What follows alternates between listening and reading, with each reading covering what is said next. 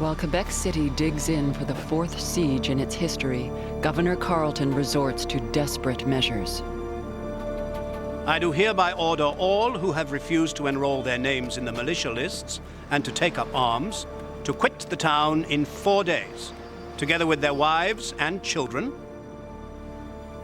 under pain of being treated as rebels or spies. Outside, camped on the plains of Abraham, Montgomery and Arnold have their own problems. Nearly half of the American army is due to be released because their enlistments expire on New Year's Day. Time is running out. The Americans know it, and so does the garrison inside Quebec. In the night, a deserter from the rebels came in at the palace gate. It was the deserter's opinion that we'd be attacked on the first snowy or stormy night. For a week, the skies are clear. But on New Year's Eve, the weather turns. And finally, the Americans attack. The plan is to take Lower Town first, then rush the fortress. At 2 o'clock in the morning, Montgomery attacks on one flank, leading a force of about 300.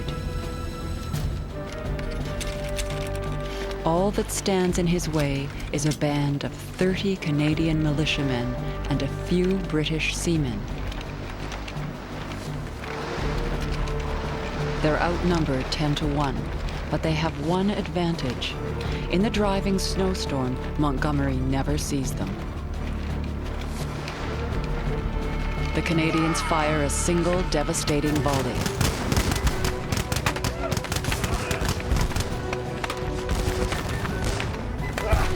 Montgomery and most of his officers are cut down. The rest of the Americans flee back to camp. Benedict Arnold knows none of this. His force of 700, attacking from the other side of Lower Town, runs a gauntlet of fire below the city walls.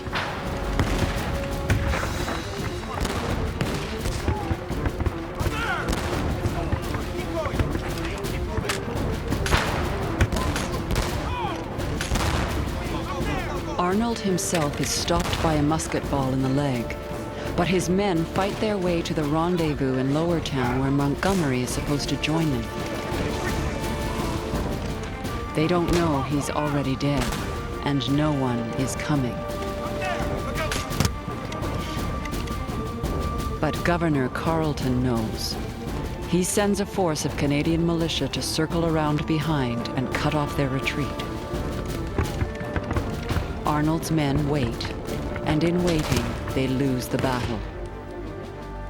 The enemy having the advantage of the ground in front, a vast superiority of numbers and dry and better arms gave them an irresistible power in so narrow a space.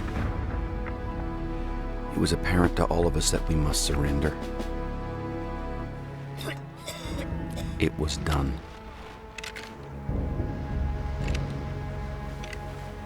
"400 Americans surrender.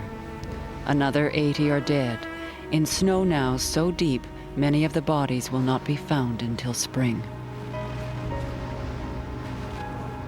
Now, even those Canadians who secretly prayed for an American victory turn against them. The fortress has held. As soon as the ice breaks on the St. Lawrence, British ships arrive with reinforcements, and the American invasion of Quebec, begun almost a year earlier, collapses in failure.